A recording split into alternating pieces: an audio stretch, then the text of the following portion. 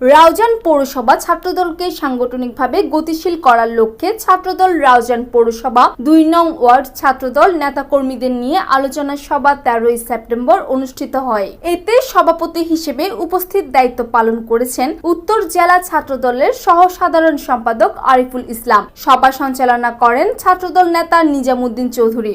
এতে প্রধান অতিথি হিসেবে বক্তব্য রাখেন চট্টগ্রাম উত্তর জেলা যুব দলের সহ সভাপতি সাবের সুলতান কাজল ভাই। প্রধান বক্তা ছিলেন উত্তর জেলা ছাত্রদলের সাবেক সহ সভাপতি তসলিম উদ্দিন ইমন।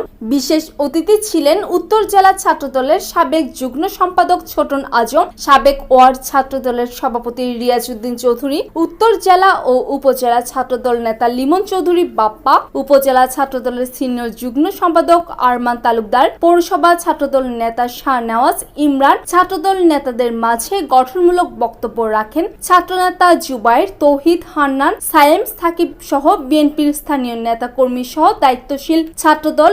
আগামী নির্বাচনে রাউজানের অভিভাবক সাবেক সাংসদ আলহাজ গিয়াসউদ্দিন কাদের চৌধুরীর ভ্যানগার্ড হিসেবে রাজপথে অতীতের মতো থাকবে। এতে অসংখ্য ছাত্রদলের নেতাকর্মী উপস্থিত ছিলেন। বিএনপির নেতা শাহ আলম, তৌহিদুল আলম, সমাজসেবক সালাউদ্দিন তালুকদার, যুবদল নেতা জাবেদ জাকির চৌধুরী সহ অসংখ্য নেতাকর্মী।